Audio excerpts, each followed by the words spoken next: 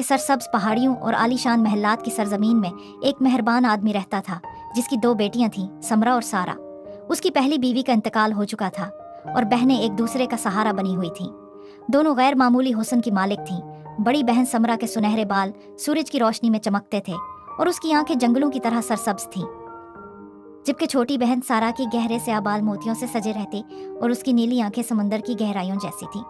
मगर उनका हुस्न ही उनकी वाहिद खूबी ना थी। समरा एक माहिर कालीन बुनने वाली थी जो पूरे सल्तनत को ढांपने वाला कालीन बुन सकती थी, जबकि सारा इतनी माहिर बावर्चन थी, एक अंडे के खोल में पूरे मुल्क के लिए खाना तैयार कर सकती थी। अगरचे उनका बाप एक मोहब्बत करने वाला शख्स था, लेकिन इसने दूसरी शादी कर ली और उसकी नई बीवी बहनों से सख्त नफरत करती थी। इस औरत ने जहर भरे अल्फाज से शोहर के कान भर दिए और उसे यकीन दिला दिया कि ये लड़कियां उसके लिए बोझ हैं। आखिरकार इस औरत के बहकावे में आकर बाप ने एक हौलनाक फैसला कर लिया, वो अपनी बेटियों को वीराने में छोड़कर आ जाएगा। एक सुबह बाप ने समरा और सारा को बाग में साथ चलने को कहा, बहाने के तौर पर कि वो सबसे ज्यादा रसीले सेब चुनेंगे। अपने वालिद के साथ वक्त गुजारने की खुशी में बहनों ने अपने बेहतरीन रेशमी लिबास पहने। समरा ने सुर्ख रंग का लिबास जिस पर खूबसूरत कढ़ाई थी और सारा ने गहरा नीला लिबास पहना जिस पर नन्हे मोतियों की कढ़ाई थी जो सूरज की रोशनी में जगमगा रहे थे। जब वो अपने वालिद के पीछे जंगल में चल रही थीं, तो उनकी हंसी दरख्तों में गूंज रही थी, लेकिन वो नहीं जानती थीं कि उनका वालिद पहले ही एक गहरा गड्ढा खोद चुका था और उसे एक नाजुक कपड़े से ढांप दिया था जो जमीन से तकरीबन अलग नजर नहीं आता था। एक अजीमुशान सेब के दरख्त की शाखों पर चढ़ते हुए इसने आवाज दी, करीब आओ प्यारी बेटी, सबसे मजेदार सेब यहाँ हैं। वालिद पर मुकम्मल एतमाद करते हुए समरा और सारा आगे बढ़ीं और अचानक जमीन उनके पैरों तले गायब हो गई। दुनिया घूमती हुई महसूस हुई जब वो अंधेरे में जाग रही। आखिरी मंजर जो उनकी आंखों ने देखा वो उनके वालिद का चेहरा था जो गड्ढे में झांक रहा था। गम उसकी आंखों में वाज़ेह था, लेकिन फिर उसने रुख मोड़ लिया और उन्हें वहीं छोड़कर चला गया। गड्ढा बहुत गहरा था, उसकी नम दीवारें उनके गिर्द सिमट रही थीं। सारा ने अपनी बहन का बाजू मजबूती से थाम रखा था, उसका नीला लिबास मिट्टी से लथपथ हो चुका था, जबकि समरा का सुर्ख लिबास मध्यम रोशनी में हल्की सी चमक दे रहा था। दिन गुजरते गए और भूख ने उन्हें कमजोर कर दिया। इब्तिदा में सारा ने अपनी महारत से खाने की कोई सबील निकालने की कोशिश की। छोटे पत्थरों को तोड़कर ये उम्मीद की कि शायद उनके नीचे कुछ खाने के काबिल चीज हो, मगर वहां कुछ भी न था।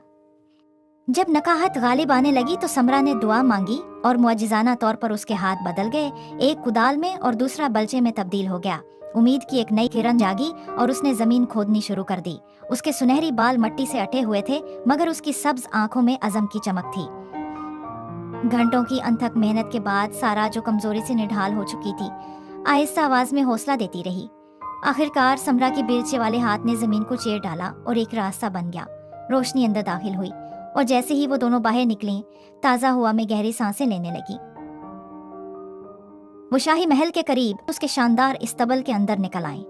घोड़ों और ताजा घास की खुशबू ने उन्हें घेर लिया और शाही घोड़ों के लिए रखे गए सुनहरी बादाम और रसीले किशमिश को देखकर उनके पेट भूख से मचलने लगे। मजबूर होकर सारा ने मुट्ठी भर बादाम और कशमिश इकट्ठी की और अपनी बहन के साथ बांट लें। कई रातों तक उन्होंने सिर्फ इतना ही चुराया कि जिंदा रह सकें। उनके कभी शानदार नजर आने वाले रेशमी लिबास अब तार तार हो चुके थे, मगर फिर भी अस्तबल की मध्यम रोशनी में चमक रहे थे। लेकिन जल्द ही शाही अस्तबल के निगहबान ने महसूस किया कि घोड़े कमजोर हो रहे हैं और उसने सच्चाई जानने का फैसला किया। एक रात वो घास के ढेर के पीछे छुप गया और सारा को अस्तबल में घुसते देखा। उसके चमकदार स्याह बाल चांदनी में झुलमलाने लगे जब उसने खुराक की तरफ हाथ बढ़ाया। निगहबान ने फौरन उसकी कलाई थाम ली और जोर से चलाकर पहरेदारों को बुलाया। दोनों बहनों को घसीटकर बादशाह के सामने लाया गया, जो एक नौजवान और आलीशान हुक्मरान था, गहरे सुर्ख और सुनहरी लिबास में मलबूस। उसकी तेज नजरें नरम पड़ गईं जब उसने समरा को देखा, जो अपनी चमकदार मगर अब बोसीदा पोशाक में वकार के साथ खड़ी थी, और सारा को, जिसका गहरा नीला लिबास अब भी अपनी साबका शान की झलक रखता था।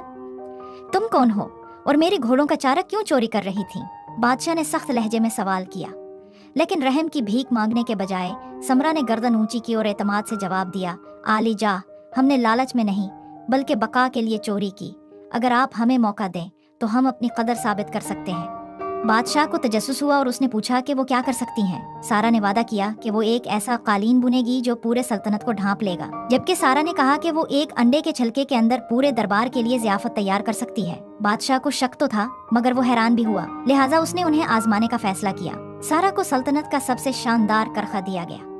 अपनी माहिराना उंगलियों से उसने एक दिल फरेब कालीन बुना। सोने और चांदी के धागे आपस में इस तरह मिले हुए थे कि पहाड़ों की वुस्सत, दरियाओं का बहाव और टमटमाते सितारों का अक्स नुमायां हो रहा था। ये जादुई कपड़ा महल के फर्श से भी आगे तक फैलता दिखाई दे रहा था। उसी दौरान सारा ने अपनी डिश तैयार की। उसने एक अंडे का छिलका तोड़ा और अपनी उंगलियों की एक हल्की जुम्बिश से एक शानदार दावत पेश कर दी। लजीज गोश्त, खुशबूदार चावल और गरम नान, सब कुछ नाजुक अंडे के छिलके। मैं आ गया।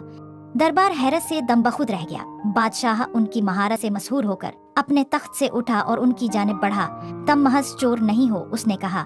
उसकी नजरें समरा पर जम गईं, जिसकी जमुर्दी आंखों में खामोश अज़्म झलक रहा था। उनकी हिम्मत और हुनर से मुतासिर होकर बादशाह ने समरा को निकाह का पैगाम दिया, ये वादा करते हुए कि वो हमेशा उसकी इज्जत और कद्र करेगा।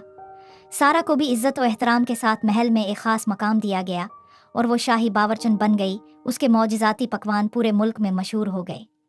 वो बहनें जो कभी छोड़ दी गई थीं, अब शाही महल के ऐन वसत में खड़ी थीं। उनके कभी फटे हुए लिबास अब शाहाना रेशम में बदल चुके थे और उनके गम की जगह खुशी ने ले ली थी।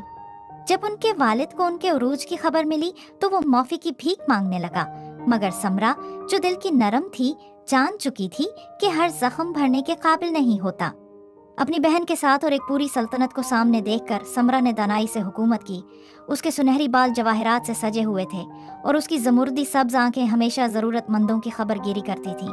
और सारा अपने मोतियों से सजे गहरे नीले शाही लिबास में हल्की राहदारियों को अपनी मोजज़ाती खानों की खुशबू से महकाती रही, ये यकीनी बनाते हुए कि उनकी सल्तनत में कोई भी भूख का शिकार न हो, जैसा कि वो खुद एक ज़माने में थी। यूं वो दो बहनें जो कभी तन्हा छोड़ दी गई थीं, सब्र, हिम्मत और वकार की मिसाल बन गईं और उनके नाम हमेशा तारीख के सुनहरी धागों में बुन दिए गए।